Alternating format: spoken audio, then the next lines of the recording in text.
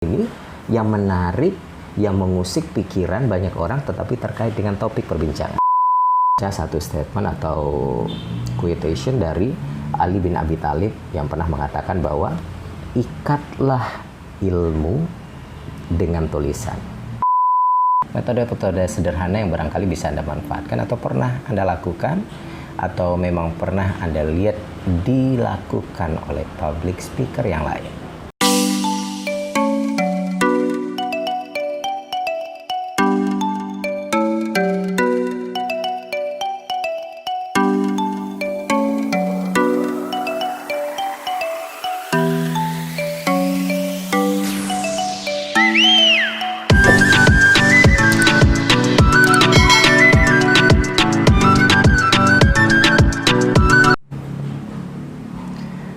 Assalamualaikum warahmatullahi wabarakatuh. Dr. Hanif Al-Qadri kembali bersama Anda dalam Hanif Speaking. Dan untuk kali ini merupakan episode kedua, kita membincangkan metode jitu, metode sederhana dalam memulai public speaking yang berhasil. Kalau tidak salah di episode sebelumnya kita bicara tiga metode. Quiet atau diam. Diam merupakan salah satu strategi, dan yang kedua adalah dengan mengajukan pertanyaan retorika atau pertanyaan retorik, dan yang ketiga kita bisa memanfaatkan skenario. Ya, kita desain sebuah skenario sehingga bisa memunculkan hasrat dari audiens. Bagaimana tiga metode lainnya memulai sebuah public speaking agar Anda berhasil dalam tugas dan pekerjaan Anda sebagai seorang public speaker. Apa saja metode-metode yang akan kita bagikan hari ini? Tetap di channel ini di Hanif Speaking, dan jawabannya akan Anda temukan pada saat Dr. Hanif Al-Qadri Speaking. Tapi jangan lupa, seperti biasa, subscribe dan komen. Berikan masukan-masukan agar channel ini semakin baik dan semakin memberikan manfaat untuk banyak orang.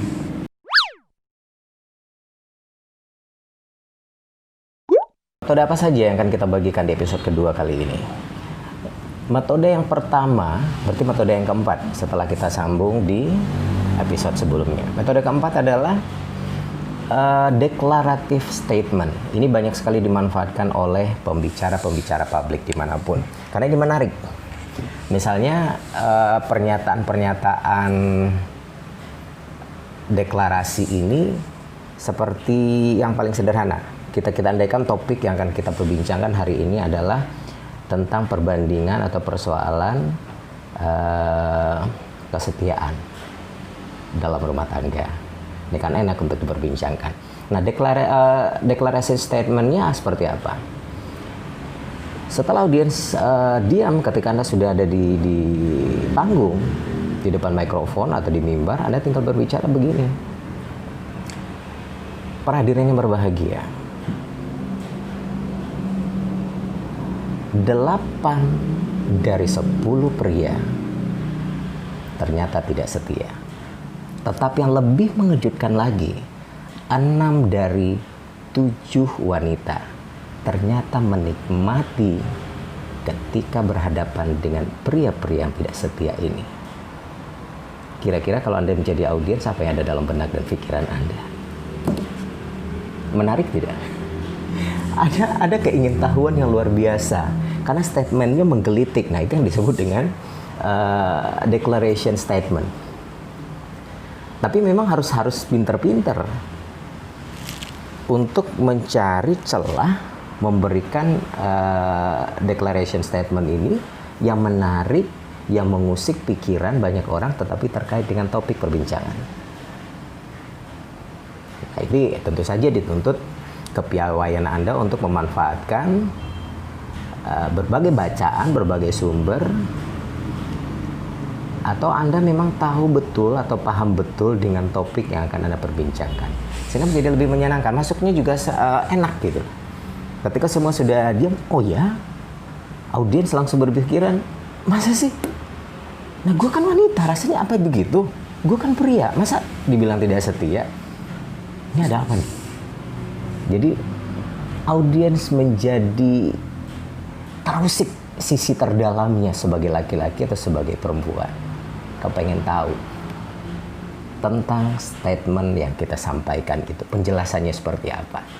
Nah, ini metode keempat. Ini bisa Anda manfaatkan untuk memulai aktivitas public speaking agar berhasil.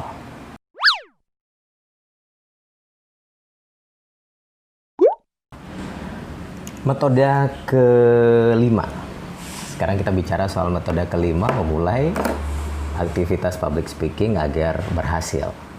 Metodenya sederhana dan ini barangkali pernah Anda lakukan. Tapi yang paling penting dari metode ini adalah betul-betul mencari sumber-sumber terbaik yang enak untuk dengar, yang punya statement yang luar biasa, dan barangkali memang banyak dibaca orang lain. Nah, ini adalah memanfaatkan kutipan atau quotation atau quote. Ya, quote itu bisa saja berupa kutipan dari ungkapan, dari pepatah atau kalimat-kalimat ucapan orang-orang terkenal, atau juga bisa dari kutipan ayat-ayat suci Al-Quran atau kitab suci. Misal yang pernah saya lakukan adalah ketika diberikan kesempatan untuk berbicara tentang pentingnya menuntut ilmu dan menulis. Nah, quote yang saya ambil itu adalah ketika memulai perbincangan itu dari Ali bin Abi Thalib. Nah, itu di perjalanan aja saya langsung cari, googling. Karena buat saya pada saat itu barangkali yang gampang dimanfaatkan adalah quote. Nah, menuju ke tempat atau lokasi, saya akan nyampaikan sebuah presentasi sesuai yang diminta itu. Saya langsung cari quote-quote terkait itu. Maka yang saya dapat itu saat itu yang menarik adalah apa yang disampaikan Ali bin Abi Thalib. Saya langsung sampaikan, teman-teman, Bapak Ibu para hadirin yang berbahagia, pernah tidak membaca satu statement atau quotation dari Ali bin Abi Thalib yang pernah mengatakan bahwa ikatlah ilmu dengan tulisan. Nah, artinya dua-duanya langsung ngena. Satu, perbincangan saya dituntut untuk berbicara tentang betapa pentingnya menuntut ilmu buat siapapun, tidak terlepas dari jenis kelamin, laki-laki, perempuan, tua, muda. Dan yang kedua, bagaimana karya itu bisa dimunculkan dalam tulisan, tidak hanya dalam pikiran. Hebat nggak ada gunanya kalau tidak ada bukti produk dari kehebatan kita. Nah, jadi buat saya, bagaimana mengawinkan dua hal itu dalam satu quote. Nah, jadi nyarinya enak dan ketemu. Nah, ini yang saya manfaatkan saat itu. Nah, sehingga apa yang muncul, statement itu menggelitik buat mereka. Satu, menuntut ilmu penting, dan yang kedua, tulisan. Artinya dituntut untuk kemampuan menulis. Nah, sehingga mereka kepengen tahu apa kaitannya antara menuntut ilmu dengan kemampuan menulis. Nah, kita bisa saja memulai dari mana? Karena quote ini membimbing kita untuk memberikan penjelasan secara enak dan terorganisir secara baik. Karena ada dua hal, kita bisa bicara memulai dari pentingnya menuntut ilmu, dan yang kedua pentingnya membuat karya atau produk dalam bentuk tulisan, dan yang ketiga adalah bahwa ilmu tanpa tulisan ternyata tidak memberikan manfaat untuk orang. Jadi memang penting buat kita menghasilkan karya atau produk-produk tertulis sebagai bukti kehebatan atau kepiawaian kita sehingga memberikan dampak dan manfaat buat orang lain. Nah, itu makna quote tadi.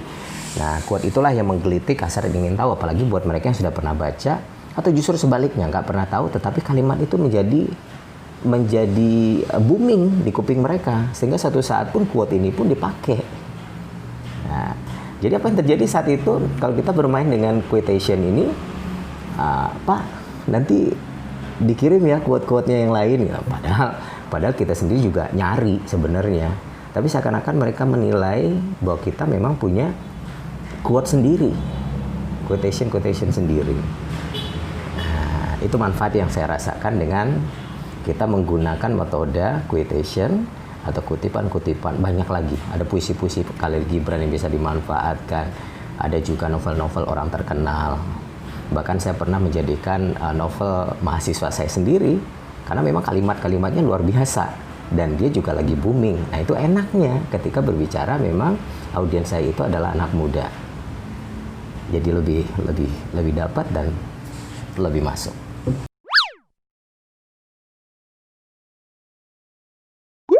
Metode berikutnya, metode ketiga untuk konten kali ini dan metode keenam sebenarnya dari 2 episode yang sudah bersambung. Metode ringan tapi memancing senyuman dan memang langsung merangkul keingintahuan dan juga kedekatan emosional antara kita dengan audiens. Memanfaatkan guyonan, lelucon, atau anekdot. Nah, usahakan memang anekdot-anekdot yang lengket di kuping mereka dan pernah mereka tahu dan gampang untuk dicerna. Misalnya apa yang pernah saya lakukan atau pernah beberapa kali sebenarnya itu juga anekdot orang lain yang pernah saya dengar kemudian saya manfaatkan lagi untuk situasi yang berbeda. Tahu nggak soal tentang obat sakit kepala, kan nggak enak bicara soal merek. Nah, anekdotnya apa? Bapak Ibu hadirin yang berbahagia, ini pada saat itu kejadiannya bulan puasa. Nah, saya bilang, Bapak Ibu hadirin yang berbahagia, untuk hari ini saya kasih satu cerita, tapi ada kaitannya nanti dengan topik yang akan kita bincangkan. Pada saat itu bulan puasa, tiba-tiba seorang bapak lagi minum obat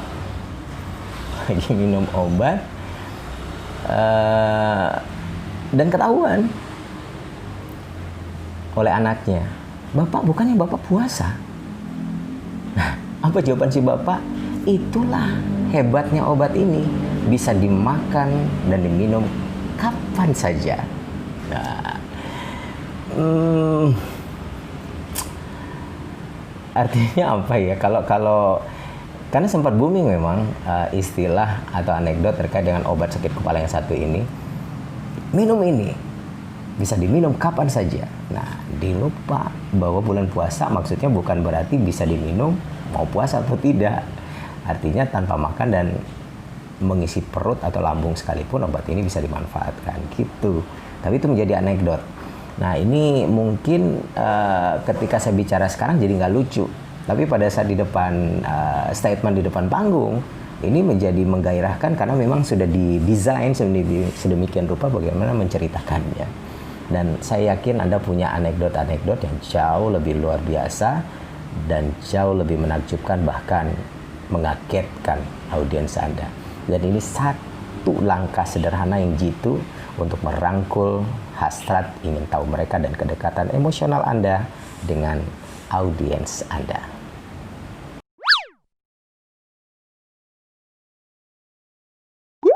Metode lain yang pernah saya lakukan adalah metode istilah ini seperti permainan. Bagaimana jika? Nah, dalam tanda kutip memanfaatkan kata ini atau pertanyaan ini, bagaimana jika? Nah, kebetulan saat itu saya berbicara tentang kenapa harus takut berbicara di depan publik sebagai seorang public speaker. Apa yang saya bilang pada saat itu sebagai kalimat dasar membuka kegiatan public speaking saat itu adalah, teman-teman atau sahabat-sahabat saya semuanya, bagaimana jika saat ini Anda ada di posisi saya? Di posisi saya. Artinya apa? Bagaimana jika Anda yang ada di depan saat ini? Kira-kira apa yang terjadi? Wah, mereka langsung kaget, diam. Bahkan cenderung gagap gempita gitu loh. Wah, langsung kaget. Gak berani. Takut ini, ngeri. Macam-macam, langsung tunjuk tangan. Responsif sekali. Sehingga situasi itu menjadi milik kita gitu loh. Artinya hampir 100% mereka memberikan hasrat untuk kita. Langsung ada hubungan emosional yang tanpa diminta terikat secara batin. Mereka langsung nunjuk. Padahal tidak diminta untuk bertanya. Tapi manfaatkan untuk tanya jawab di awal, why not? Kita sudah pancing duluan dengan pertanyaan-pertanyaan sederhana yang tadi. Ada yang bertanya, Pak, apa memungkinkan kalau saya jadi Anda, saya nggak tahu mesti bagaimana. Kita coba, saya langsung aja gitu, kita coba ayo ke sini. Wah. Jadi nggak apa-apa, agak sedikit beberapa waktu 10-15 menit pertama kita mainkan dulu situasinya. Jadi jangan harus langsung topik, semua topik, karena kegiatan dan skenario yang kita buat itu juga bagian dari inti persoalan yang kita sampaikan dalam kegiatan public speaking. Jadi jangan takut, jangan khawatir bahwa topik kita itu tidak akan sampai dengan keterbatasan waktu yang ada. Itu milik kita suka-suka kita kok. Mau diapain? Apakah bermain peran dulu? Apakah bermain skenario dulu? Apakah tanya jawab dulu? Atau statement dulu? Ya macam-macam. Itulah enaknya menjadi seorang public speaker. Karena tidak ada batasan-batasan yang mengharuskan kita untuk melakukan A, I, U, E, O. Kita sangat independen melakukan apapun seenak dan senyaman kita.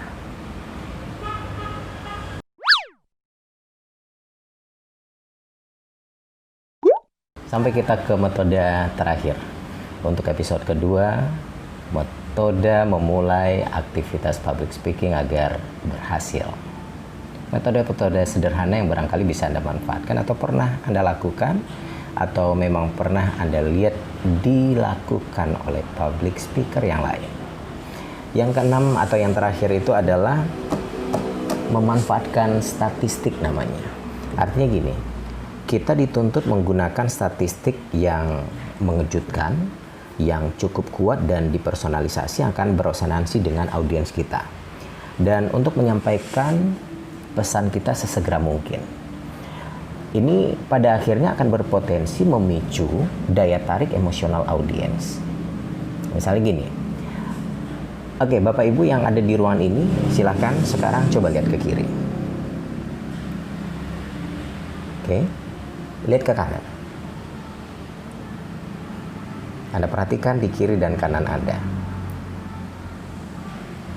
Percaya tidak, salah satu dari teman Anda yang ada di kiri ataupun kanan sebenarnya adalah orang yang pernah Anda temui. Statistik pertama.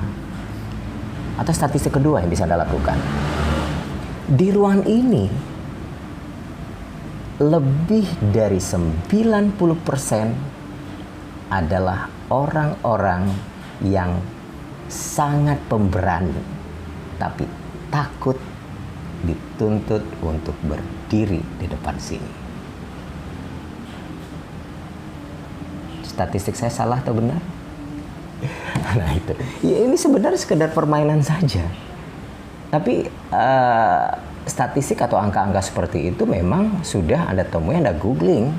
Dan itu hasil temuan angka-angka statistik yang sebenarnya secara umum benar. Jadi kita tidak mengada-ngada, tapi itu kita kembalikan dengan mendesainnya sedemikian rupa sehingga membuat orang lain jadi berpikir, ikut serta memikirkan, apa iya sampai 90%? Apa iya salah satu di kiri kanan saya ini adalah orang yang pernah saya temuin? Apa benar salah satu di antara mereka adalah orang yang saya kenal, tapi saya nggak ingat lagi? Artinya apa? Konsentrasi mereka sudah kita bawa di tengah-tengah obrolan kita. Mereka sudah lupa masalah mereka, lupa situasi mereka, lupa obrolan mereka dengan teman sebelumnya, chattingan mereka, dan segala macam.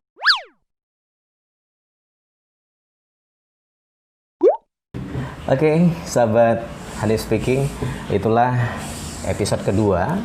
Metode-metode sederhana tetapi memberikan dampak dan keberhasilan yang luar biasa untuk aktivitas public speaking yang menjadi tugas Anda hari itu. Mudah-mudahan memberikan manfaat untuk Anda, meskipun masih banyak sekali metode-metode yang lain bisa digunakan, bisa dimanfaatkan, atau bisa Anda coba, Anda lakukan.